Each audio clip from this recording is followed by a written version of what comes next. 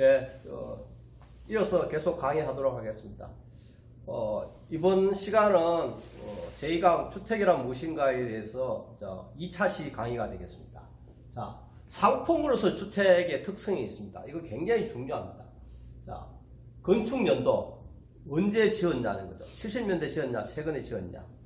건축 규모, 적게 지었냐, 크게 지었냐, 대단지냐, 소단지냐에 따라 영향을 받죠.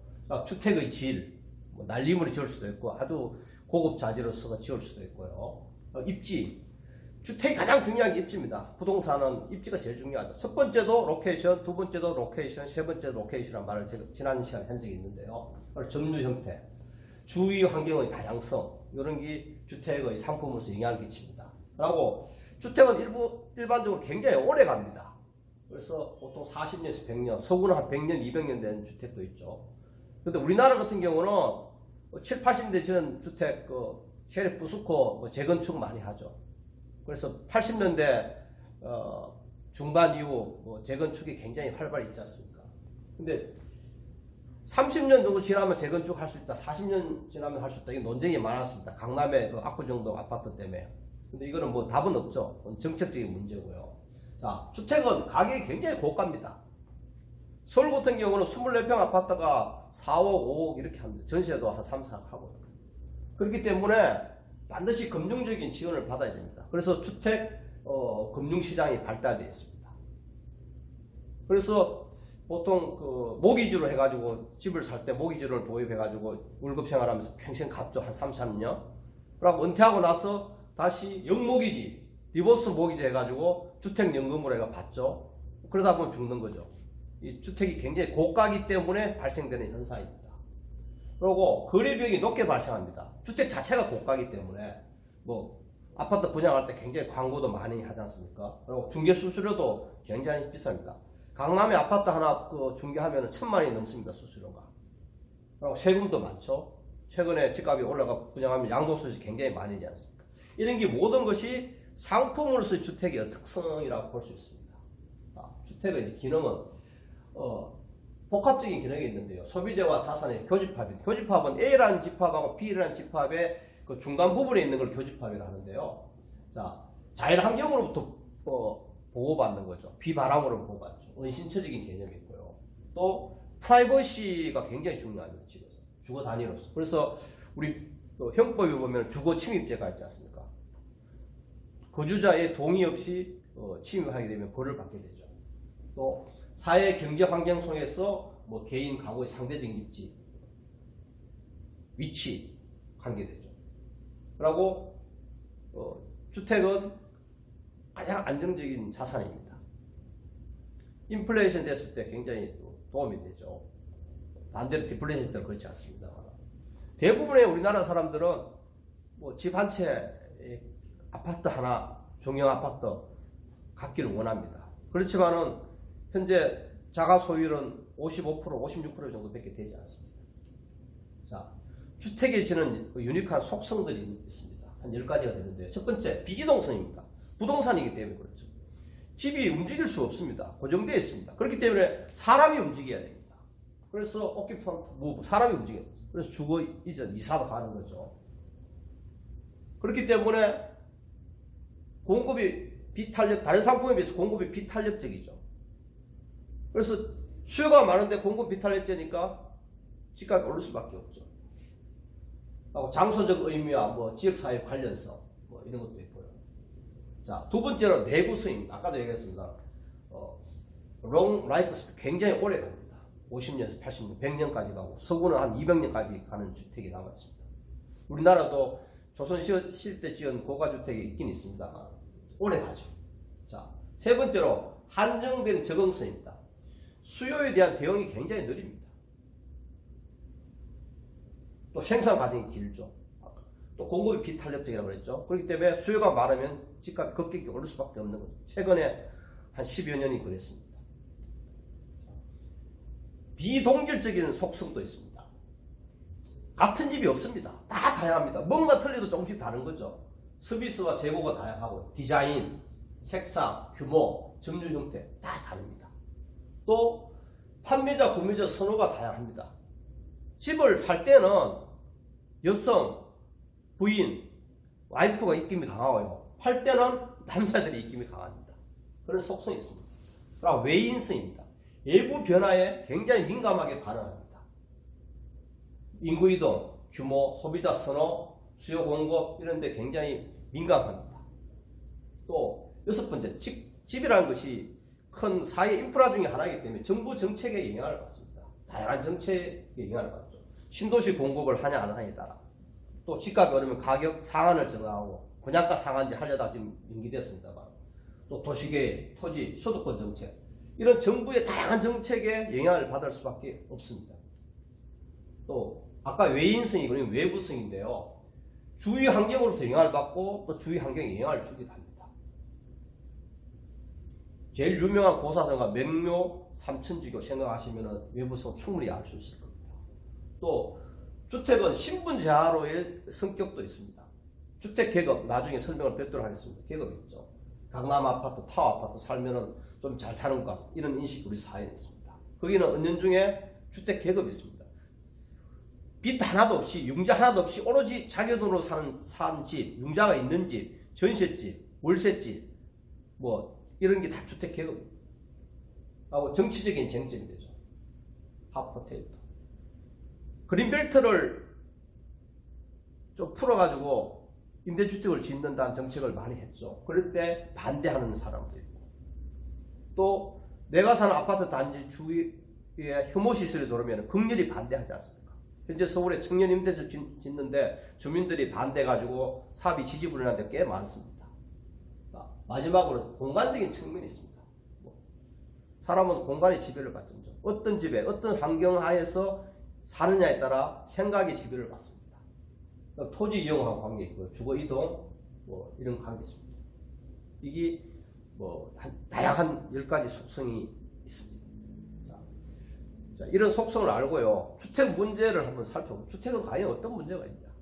주택은 문제가 있기 때문에 이걸 해결하기 위해서 주택 정책이 필요한 거죠. 첫 번째, 양입니다. 양. 얼마나 많은 주택이 공급되어야 하느냐, 공급되었냐 이런 거죠. 자, 보시면은 자, 10년 단위로 했습니다. 1970년대에 주택 보급률이 71.2%입니다. 근데 10년이 지났습니다. 90년이죠. 90년에 72.4%. 거의 안 올랐습니다. 서울은 더 하죠. 자, 그럼 어떤 현상이 벌어지고? 사람들은 다 서울에 왔는데 집은 거의 공급이 안 됐어요. 그럼 집값이 폭등하고 집에 대한 수요가 폭발할 거 아닙니까? 그래서 생긴 게 2000년도, 90년도 생긴 게 200만 원 건설, 5대 신도시 건설이 생길 수밖에 없는 사회 현상이 있었습니다. 그래서 10년 동안 열심히 공급했죠. 5대 신도시 200만 원이죠. 그래서 90년 되니까 96.2% 크게 올랐습니다. 10년 올라가지고 2010년대 100% 넘었었죠. 그럼에도 불구하고 서울은 아직까지 100%가 되지 않습니다. 자, 지역별, 소동 계층별, 시기별로 주택 공급 현황을 파악하는 것이 여러분 공부에 도움이 될 것 같습니다. 우리나라는 2002년에는 공식적으로는 주택 보급률 100%를 달성을 했습니다. 그리고 주거 형태도 뭐 단독주택, 60, 70년대 단독주택이 많이 살았죠. 양호, 아파트로 변했고요. 양적 지표도 부족률에서 뭐 보급률, 생산률 이렇게 했죠. 그런데 선진국은 OECD 국가들은 주택 보급률이라는 개념을 쓰지를 않고요. 100명당 주택수를 따집니다. 우리나라는 2010년에 한 300호대에서 320호 정도 됐고요. 서울, 동경, 뉴욕, 파리 등 상대적인 수도에 비해서 주택수가 적은 편입니다. 자, 보시면 15년에 한국은 320이고 미국은 419, 영국은 뭐 1년 차입니다. 430, 일본도 40. 그러니까 인구 1000명당 주택수가 표준적인 선진국 지표인데요. 상대적으로 적은 걸 알 수 있습니다. 자, 주택 보급률 계산하는 거 한번 보겠습니다.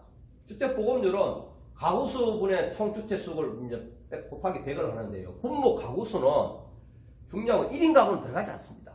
또 5인 이상 비혈연 가구도 안 들어가고 보통 가구만 들어가는 거죠. 분자는 우리 주위에 많은 다가구 주택이 안 들어갑니다. 다세대도 들어가고요. 그럼 오피스텔 주거용으로 많이 쓰 이거 안 들어가요. 그래서 좀 문제가 있는 거죠. 여기 기존의 주택 보급률입니다. 그래서 이 문제가 있다 이 얘기가 많았습니다. 그래서 정부가 2008년도에 연말에 새로운 주택보급률 산정 방식을 공표를 해가지고 이걸 신주택보급률이라고 합니다. 그래서 일반 가구 수에 1인 가구를 넣고요. 라고 총 주택 수에 아까 또 오피스텔이나 다가구 주택을 다 새로 카운팅을 한 거죠. 그게 신주택보급률입니다. 그래서 보면은 2002년에 100% 달성했지 않습니까? 전국이 2010년도 보시면은 112.9%입니다. 구주택, 종전주택 보급률이. 그런데 신주택 보급률을 산정을 해보니까 102.3% 차이가 좀 있죠. 한 10% 정도. 이거는 1인 가구가 최근에 급격히 늘었기 때문에 벌어진 현상이라고 볼 수 있습니다. 이런 걸 여러분 좀 분석할 줄 알아야 돼요. 그래야 또 새로운 주택 정책이 수립돼야 될 거 아닙니까? 자, 요거는 우리나라는 62년부터 경제개발 정책을 5년 단위로 해왔는데요. 새로 수립한 62년부터 5년 단위로 9차까지 제가 작성을 해본 건데 전체적으로 보면은 뭐 32만원, 54만원 쪽에도 많이 증가했고요. 주공, LH 전신에 주택공사 집을 많이 지었는데요. 기여도를 보면은 전체적으로 11.6%, 우리나라 전체 집의 11.6%를 LH 주공이 기여를 한 부분이 있고요. 1, 2차 때는 굉장히 적었습니다. 왜? 집을 별로 안 지었거든. 그리고 3차 때부터 이제 우리가 소득이 높아지고 욕구가 생기고 이렇게 하니까 또 이천 향도로 서울 많이 오다 보니까 필요했죠. 그래서 평균적으로 10%에서 15% 사이가 우리 회사가 공헌을 했죠. 자, 두 번째는 어포더빌리티입니다. 지불 능력 문제입니다. 왜? 집값이 지나치게 높으니까 그런 거죠. 주택 가격 임대료도 꾸준히 상승을 하고 지표가 있는데요. HAI라 해가지고 주택 구매력 지수라는 게 있고요. 그리고 PIR 해가 소득 대비 주택 가격 비율을 PIR이라고 합니다. 요거는 세계은행이나 유엔에서 주로 쓰는 지표고요. RIR이라고 소득 대비 임대료 비율입니다. 여기 보면은 2016년에 PIR이 9.9입니다. 이건 무슨 이야기냐면은 9년 동안 내가 열심히 모아야 집 한 채 살 수 있는 거죠. 이게 1년 사이에 11.1로 늘었습니다. 집값이 폭등했다는 이야기입니다. 그리고 뭐 주택 점유 형태도 다양하겠고요. 임차 가구 증가. 어포더빌리티가 부족한 사람한테 공급해야 되는 게 공공임대주택이죠. 이게 우리 회사의 존립 이유가 여기에 있습니다. 자, 세 번째는 주택의 질입니다. 주거의 질적 불균등이 상당하죠. 여러분 뭐 쪽방촌이나 임대주택 영구임대단지 항목 가보시면 충분히 알 수 있습니다. 그래서 최저주거 기준이라는 걸 법적으로 의무적으로 정해놨고요. 또 이제 유도주거 기준이라는 것도 새로 도입됐습니다. 1인당 주거 면적, 방의 개수, 뭐 5개 공간율 이런 것들이 질적 지표가 있습니다. 자, 네 번째는 안전한 겁니다. 달동네, 산동네, 불량주택, 재개발 문제가 생기죠. 요즘은 지옥고래가 지하방, 옥탑방, 고시원, 열악한 주거 환경. 또 이제 재개발을 하다 보니까 이주를 해야 되는데 주거권 문제, 강제 철거, 집단 이주. 집단 이주 대표적인 게 청계천의 주택을 성남 쪽으로 옮겼죠. 수정구 뭐 이런 데 옮겼지 않습니까? 그런 게 있고 또 주거지 분리, 주거지 소득 계층별 분리 현상이 있고 중산층이 이제 미국 같은 경우는 교외로 많이 나갔죠. 7, 80년대. 그리고 뭐 흑인들 차별하는 세그리게이션 부분이 있습니다. 이거는 도시 계획, 도시 관리 측면에서 많은 문제가 야기되고 있습니다. 또 젠트리피케이션을 해가지고 젠트리파이라는 것이 회춘하다는 뜻인데 임대료가 활성화시키니까 집주인이 임대료 올리고 떠나야 되는 여러 가지 문제가 있죠. 그리고 사회 취약계층, 노년층, 장애인층, 저소득층에 대한 주택 문제는 프레젠테이션을 발표하도록 과제를 줄 것 같습니다. 이까지 주택이란 무엇인가에 대해서 마쳤고요. 다음 시간에는 다른 걸 하도록 하겠습니다. 수고 많이 하셨습니다.